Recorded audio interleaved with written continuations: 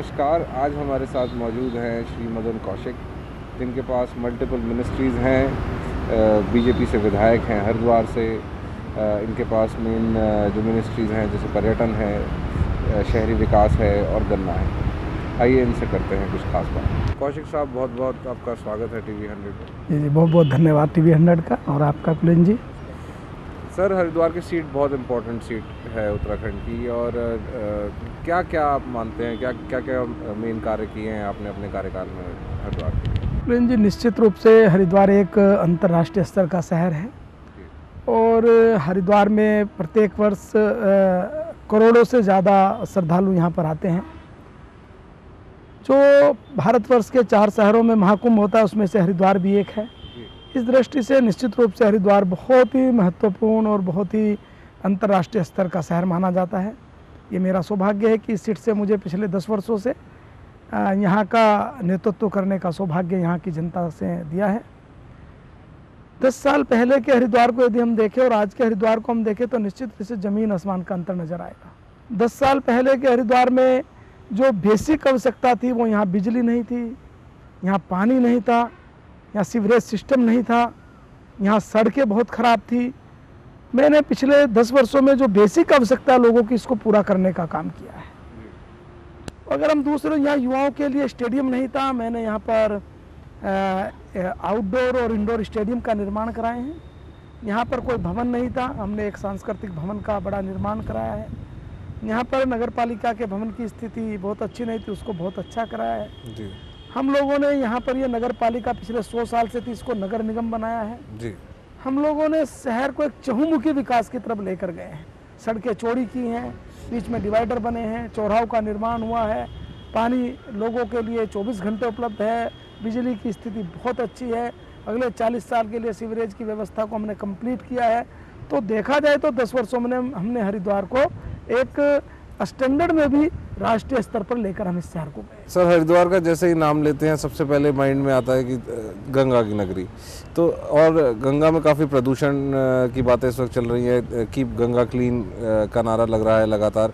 इसमें आप कहाँ तक सक्षम रहे हैं, कहाँ तक क्या मदद कर पाए? निश्चित रूप से आज ये एक अंतर्राष्ट्रीय और राष्ट्रीय स्तर का एक बहस का विषय है जी कि गंगा पतित पावनी गंगा, जिसको हम लोग गंगा माँ के नाम से पुकारते हैं जी, और आज उस गंगा की पवित्रता को, शुद्धता को बनाए रखना ये सरकार की बहुत बड़ी चुनौती है जी। हम लोगों ने ये बहुत अधिक मात्रा में प्रयास किया। हमने गंगोत्री से इसकी शुरुआत की है। हमने गंगोत्री में एक पूरा प्रोजेक्ट तैयार किया है। वहीं से हम गंगा में जो 14 MLD डिस्चार्ज इस समय डल रहा है जी, हम सबसे पहले वहाँ से उसकी रोक करेंगे। फिर हम गंगा के किनारे पर पड़ने वाले शहर, चाहे वो देवप्रयाग तक आते आते भागीरथी हो या अलकनंदा हो, या फिर देवप्रयाग से गंगा के रूप में इस राज्य की सीमा से जब गंगा आगे बढ़ती है वहाँ तक का क्षेत्रफल हो, हम लोगों ने एक बृहत्तर योजना तैयार की है। और मैं समझता हूँ कि 2016 तक उस योजना को हम कंप्लीट करेंगे। उसमें हमने गंगा के किनारे पर जितने शहर आते हैं सबको जो डिस्चार्ज है उसको हम रोकेंगे, गंगा के किनारों पर बहने वाला प्रदूषण को हम रोकेंगे, और इस प्रकार से आने वाले नालों को हम रोकेंगे। और देखा जाए तो 2016 तक जो एक पूरी योजना है कि गंगा को जिस प्रकार की शुद्धता गंगोत्री में गोमुख में प्राप्त होती है, उसी प्रकार की शुद्धता इस राज्य के बाहर जाती हुई गंगा अपने स्वरूप में रहे। सर, आप पर्यटन मंत्री हैं, पर्यटन की काफ़ी बातें होती हैं, उत्तराखंड को पर्यटन प्रदेश माना जाता है, पर कई काम अभी अधूरे पड़े हैं पर्यटन में। क्या कहेंगे इस बारे में? निश्चित रूप से कुलेन जी, यह छोटा राज्य है लेकिन पर्यटन की दृष्टि से बड़ा महत्वपूर्ण है। आज जब हम राज्य की बात पूरे देश के स्तर पर करते हैं तो आज हम अगर डोमेस्टिक पर्यटन के क्षेत्र में जाएं तो पूरे देश के अंदर हम 6ठा स्थान रखते हैं। ये भारत सरकार के आंकड़े कहते हैं जी। लेकिन यदि हम अपने आंकड़ों पर जाए तो हम भारत सरकार के आंकड़ों में 3 करोड़ पर्यटक आते हैं। हमारे आंकड़ों के अनुसार यहाँ पर 9 करोड़ से ज़्यादा पर्यटक आते हैं जी। भारत सरकार केवल उनको काउंट करती है जो 24 घंटे या उससे ज़्यादा किसी राज्य में रहते हैं। जो पर्यटन प्रदेश के लिए जरूरी चीज़ें हैं, हमने पिछले 5 वर्षों में प्रयास किया कि उसको प्राप्त करें जी। जो सबसे ज़रूरी चीज़ है किसी भी राज्य के पर्यटन को बढ़ावा देने के लिए वो होती है कनेक्टिविटी जी। आज हमने चाहे वो रेल कनेक्टिविटी हो, रोड कनेक्टिविटी हो, एयर कनेक्टिविटी हो, हमने इन तीनों पर अभूतपूर्व काम किया है, हमने इन तीनों पर अमूलचूल काम हुआ है। आप देखेंगे आज जब प्रदेश के अंदर की सड़कें बहुत ज़्यादा अन्य की स्थिति में अच्छी हैं, सड़कों की खराब की दशा में तत्काल ये निर्देश दिए गए हैं कि उसको तत्काल एकदम ठीक किया जाए। रेलों में हम लोगों ने भारत सरकार से बातचीत की, अनेक ऐसी फास्ट ट्रेनें यहाँ पर चलाई गई हैं जो प्रदेश की राजधानी को जोड़ती है। एयर कनेक्टिविटी में हम लोग बहुत अच्छी हमने उन्नति की है। पहले केवल एक एयर फ्लाइट यहाँ पर आती थी, आज यहाँ पर 4 रूटीन फ्लाइट आ रही हैं।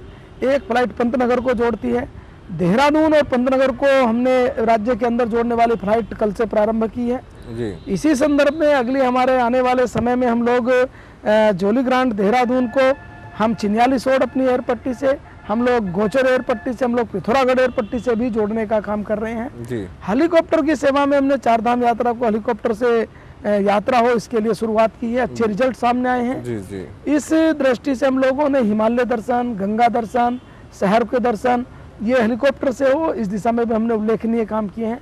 तो ये जो बेसिक चीज़ थी हमने पिछले 4-5 वर्षों में काम किया है।